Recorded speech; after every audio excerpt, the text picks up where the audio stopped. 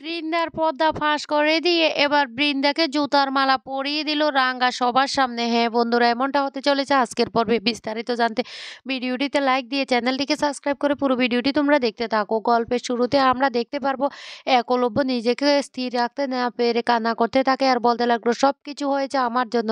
আমি ই রাগের বশে কি থেকে কি করলাম আজকে, আমার পরিবার এমন দুর্দশার জন্য আমি দেয়, তাই আমি নিজেকে শেষ করে দেবো। এই বলে যখনই ঘুমের ওষুধ খেতে যায় তখন হঠাৎ করে একলব্যের ঘরে একটা পেপার দেখতে পায়। আর সেই পেপারটা দেখে একলব্য অবাক হয়ে যায় আর বলতে লাগলো, এই পেপারটা কোথা থেকে আসলো দেখি তো। আর এই পেপারটা ছিল সেই এগ্রিমেন্টটা, যে এগ্রিমেন্টটাতে সাইন করেছিল একলব্য। আর সেটা দেখে তখন বলতে লাগলো, এই কাজটা কে করেছে? নিশ্চয় রাঙা। রাঙা এসেছে আমাদের বাড়িতে, না হলে এই পেপারটা কোথা থেকে আসবে? এই বলে রাঙা রাঙা বলে চিৎকার করতে থাকলে তখন একলব্যের মা দৌড়ে চলে আসে আর এসে বলতে লাগলো, এই আকু আকু তোর কি হয়েছে? তুই এইভাবে রাঙামতির নাম কেন নিচ্ছিস? তখনই বলতে লাগলো, মা রাঙা এসেছে। তখন বলতে লাগলো, তুই কিভাবে বুঝতে পারলি? তখন একলব্য বলতে লাগলো, আমি বুঝতে পেরেছি, দেখো এই পেপারটা তুমি দেখো। পেপারটা দেখে তখন রাঙামতির শাশুড়িও অবাক হয়ে যায় আর বলতে লাগলো, এই পেপারটা, এটা তো এগ্রিমেন্টের পেপার যেটাতে তুই সাইন করেছিস। তখন একলব্য বলতে লাগলো, হ্যাঁ মা, আমি যেটা সাইন করেছি সেই পেপারটায় রাঙ্গাই এসেছে, না হলে এই কাজটা কে করবে? জীবনের ঝুঁকি নিয়ে রাঙ্গাই এই কাগজটা নিয়ে এসেছে। তারপর দুজন মিলে খুঁজতে থাকে কিন্তু কোথাও খুঁজে পায় না। এদিকে রাঙ্গা যখন দৌড়ে বাড়ি থেকে বেরিয়ে যেতে যাবে তখন ওদেরকে দেখে এক জায়গায় লুকিয়ে পড়ে। আর একলব্যের মা তখন বলতে লাগলো, দেখ কাকু, রাঙ্গা নেই, রাঙ্গা চলে গিয়েছে। মেয়েটা চলেই তো যাবে, মেয়েটা না হলে আমাদেরকে এইভাবে শাস্তি দিচ্ছে কেন? আমাদেরকে শাস্তি দেওয়ার জন্য ও এখান থেকে চলে গিয়েছে। আমরা তো অনেক অন্যায় করেছি বল, তুই আর আমি অনেক অন্যায় করেছি, আর সেই অন্যায়ের জন্য আজকে আমাদেরকে এই শাস্তিটা পেতে হচ্ছে। রাঙ্গা তখন সমস্ত কথাগুলি শুনতে থাকে। তারপরে একলব্য তার মাকে নিয়ে বাড়িতে ঢুকে গেলে তখন রাঙ্গা ফোন করে সব্যকে আর বলতে লাগলো, বড়দাদা বাবু তোকে কি বলছে মনে আছে তো? এবার তোর কাজটা তুই কিভাবে করবি সেটাই ব্যবস্থা কর, আমারটা হয়ে গেছে।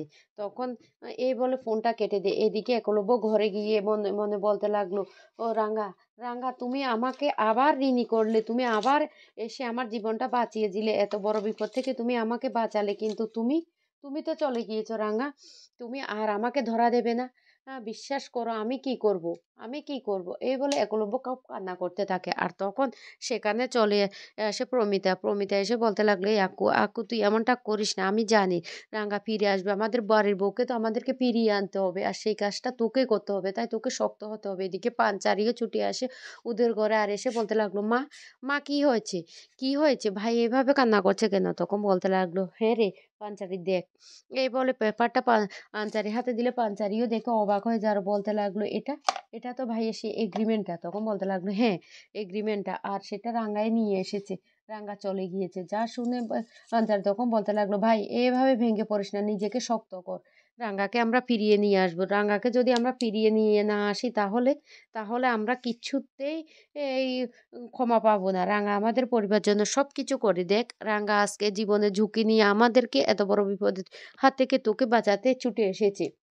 রাঙা যেখানে থাক না কেন ওকে আমরা ফিরিয়ে নিয়ে আসবো। এইদিকে শ্যাম অফিসে এসে তার সিকিউরিটি বয়দেরকে খুব মারতে থাকে আর বলতে লাগলো, তোরা তোরা একটা কাজও ভালোভাবে করতে পারিস না, তোরা কি করেছিস, কি করেছিস?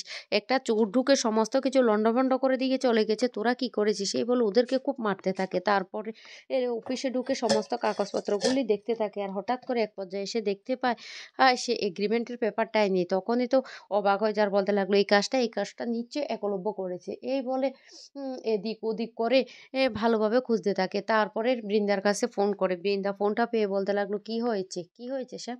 শ্যাম তখন বলতে লাগলো, সর্বনাশ হয়ে গেছে, এগ্রিমেন্টের যে পেপারটা ছিল সেই পেপারটা নেই, সেটা চুরি হয়ে গেছে, আমার মনে হয় এই কাজটা একলব্যই করেছে। তখন বৃন্দা ভয় পেয়ে যায় আর শ্যাম তখন বলতে লাগলো, এবার একলব্য বস্তু আমাদের হাতের মুঠোয় আর থাকবে না। তখনই বৃন্দা ফোনটা কেটে দেয় আর এদিক ওদিক করে তাকাতে থাকে। সভ্য তখন এসে বলতে লাগলো, সোনা, তুমি উঠে পড়েছো এত তাড়াতাড়ি? ভালোই হয়েছে তুমি উঠে পড়েছো, তুমি তাড়াতাড়ি ফ্রেশ হয়ে নিচে চলে এসো, তোমার জন্য না অনেক কিছু অপেক্ষা করছে, সবাই তোমার জন্য নিচে অপেক্ষা করছে। বৃন্দা তখন ভয় পেয়ে তাড়াতাড়ি করে ফ্রেশ হয়ে নিচে আসে আর নিচে এসে দেখতে পায় সবাই এই দাঁড়িয়ে আছে। আর তখন বৃন্দা বলতে লাগলো, কি ব্যাপার, এখানে ব্যাগপত্রগুলি কেন নিয়ে এসেছো? সভ্য সভ্য তখন বলতে লাগলো, ও কেন নিয়ে এসেছি তুমি বুঝতে পারছো না? এই ব্যাগপত্রগুলি নিয়ে এসেছি, এবার এই ব্যাগপত্রগুলি নিয়ে তুমি বিদায় হয়ে যাও আমাদের বাড়ি থেকে। অনেক তো করেছো, এ বাড়িটা না এখন এখন আর তোমার নেই। কাল রাত পর্যন্ত তোমার ছিল। কালকে রাতে তুমি যখন ঘুমিয়েছিলে তোমার থেকে সাইন নিয়ে এ বাড়িটা বাবার হয়ে গেছে। বাবার বাড়ি আবার তুমি সাইন করে বাবাকে ফিরিয়ে দিয়েছো। এই কথা শোনার সাথে, সাথে কিছুতেই বিশ্বাস করতে পারে না বৃন্দা। বৃন্দাকে তখন বলতে লাগলো, "ঠিক আছে পেপারগুলি আমি দেখিয়ে দিচ্ছি।" "মা পেপারগুলি দাও তো।" এই বলে পেপারটা দেখিয়ে বলতে লাগলো, "এটা কিন্তু জেরক্স কপি। আসল কপিগুলি যেখানে পৌঁছানো সেখানে পৌঁছে গেছে অলরেডি। তোমাকে না এ নিয়ে একদম চিন্তা করতে হবে না।" এই কথা বললে বৃন্দা খুব ভয় পেয়ে যায়। আর বলতে লাগলো, "ও একজন ডাকাত না সেমের অফিসে চুরি করেছে। সেই খবরটা তোমার কাছে এখনো আসেনি? সে এগ্রিমেন্টের পেপারটা না ডাকাত চুরি করে আমাদের বাড়িতে ঠিক পৌঁছে দিয়েছে। কি ভালো কাণ্ড না? কি ভালো হয়েছে বলো?" তখন বৃন্দা কিছুই বলে না। আর তারপরে বলতে লাগলো, "এই ডাকাতটা কে জানো? সেটা হলো আমাদের রাঙ্গা। তুমি কি ভেবেছিলে রাঙ্গামতি আমাদের পরিবারের বিপদের কথা জানতে পেরেও আসবে না? ও চলে যাবে? এটাই তুমি ভেবেছিলে? আরে তোমার না মাথায় কোনো কাজ করে না। রাঙামতি সবকিছু আমাদেরকে ফিরিয়ে দিয়েছে।" তখন বৃন্দা বলতে লাগলো, "অসম্ভব ব্যাপার। রাঙামতি কোথা থেকে আসবে? ও তো চলেই গিয়েছে।" রাঙা তখন চলে আসে সেখানে আর এসে বলতে লাগলো, "হরে আমি ফিরে এসেছি। ফিরে দেখ বড় বৌদি অনেক অত্যাচার করেছিস। তুই কি ভেবেছিস সবকিছু তুই নিজের দখলে নিয়ে নিবি? তুই শ্যামকে দিয়ে এগ্রিমেন্টে সাইন করিয়ে উড়ানবাবুকে ফাঁসিয়ে দিয়েছিস। তারপর বাড়ির দলিলটা আবার বাবার থেকে নিয়ে নিয়েছিস। তোকে আমরা এত তাড়াতাড়ি ছেড়ে দেব? তুই কি করে সেটা ভাবতে পারলি?" তখন বৃন্দা বলতে লাগলো, "অসম্ভব, অসম্ভব আমি মানি না।" তখনই বলতে লাগলো, "শুনো, এবার যদি বাড়ি থেকে বের হয়ে না যাও না তাহলে তোমার অবস্থা কি করব দেখো। ভালোই বিদায় হয়ে যাও।" বৃন্দা তখন বলতে লাগলো, "আমি ছাড়বো না, আমি কাউকে ছাড়বো না। আমি রাঙ্গাকে ছাড়বো না।" রাঙ্গা তখন বলতে লাগলো, "এই বড়দাদা বাবু এবার কি করা উচিত? বড় বৌদিকে বল।" তখন বলতে লাগলো, "কি করতে চাস রাঙ্গা?" রাঙ্গা তখন বলতে লাগলো, "জুতার মালা। বড় বৌদিকে এবার জুতার মালা পরিয়ে এ বাড়ি থেকে তাড়িয়ে দেব।"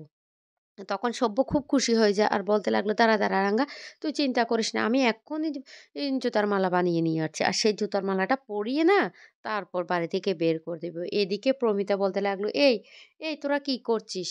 তখন সব্য বলতে লাগলো, "মা তুমি একদম কথা বলবে না। একদম কথা বলবে না। তোমার কি মনে নেই? তোমার উপর কিভাবে ছুরি ঘুরিয়েছে আর এই বাড়িটা কিভাবে চোরের মতো হাতিয়ে নিয়েছে? সবটা তো তুমি জানো। তাহলে তুমি কেন কথা বলছো?" এই বলে সব্য ঘরে গিয়ে একটা জুতার মালা বানিয়ে নিয়ে আসে। আর রাঙ্গাকে বলতে লাগলো, "রাঙ্গা এই, এই নে জুতার মালা বানিয়ে নিয়ে এসেছি। এবার তুই কি করবি কর।" রাঙ্গা তখন বাড়ির সবার সামনে জুতার মালাটা পরিয়ে দিয়ে বৃন্দাকে বলতে লাগলো, এবার এই জুতার মালাটা পরে বাড়ি থেকে বের হয়ে যা। না হলে কিন্তু পুলিশে দেব। এখনো সময় আছে। তোকে পুলিশে দিতাম। তোর এতগুলো অন্যায় না আমি কিছুতেই সহ্য করতাম না। কিন্তু তুই তো বড় দাদার বউ সেই জন্য তোকে আর পুলিশে দিচ্ছি না। তাই ভালো এখান থেকে বিদায় হয়ে যা। তখন বৃন্দা বলতে লাগলো, "আমি তোকে ছাড়বো না রাঙ্গা। সব্য আমি তোমাকে ছাড়বো না।" তখন সব্য বলতে লাগলো, "আমাকে ছাড়বে না? আমাকে কি করে ছাড়তে হয় সেটারও আমি ব্যবস্থা করে রেখেছি। সময় মতো ডিভোর্স পেপার পৌঁছে যাবে। আর সেটাতে সাইন করে দিও। তোমার সমস্ত কুকীর্তির প্রমাণ আমাদের হাতে আছে। তুমি আর না কোনো কিচ্ছু করে পার পাবে না। সব প্রমাণ রেখে দিয়েছি। বাড়াবাড়ি করলে এবার কিন্তু সেই সমস্ত পেপারগুলো আমরা পুলিশের কাছে জমা দিয়ে দেবো।" রাঙ্গা তখন বলতে লাগলো, "ভুলেও যদি চোখ করে এবারের দিকে তাকাস না, এবার কিন্তু তোর পরিণতি আরো খারাপ হয়ে যাবে। কি হবে সেটা বুঝতে পারছি না।" প্রবীণটা তখন বলতে লাগলো, "একদম উচিত জবাব দিয়েছিস রাঙ্গা। উচিত জবাব দিয়েছিস। আমাদের পরিবারটাকে আজকে এই পর্যায়ে নিয়ে যাওয়ার পিছনে ওর হাত। ওর জন্য আজকে আমাদের পরিবারটা এমন হয়েছে। আমার ছেলেটা আজকে নিজেকে শেষ করে দিত। জানিস রাঙ্গা আমার ছেলেটা আজকে ঘুমের ওষুধ খেয়ে ফেলতে চেয়েছিল। ভাগ্যিস তুই পেপারটা এনে দিয়েছিলি। সেই জন্য আমার ছেলেটা অল্পের জন্য বেঁচে গিয়েছে। না হলে ও নিজেকে শেষ করে দিত।" তো বন্ধুরা কেমন লাগলো আজকের পর্বটি অবশ্যই কমেন্ট করে জানাবে।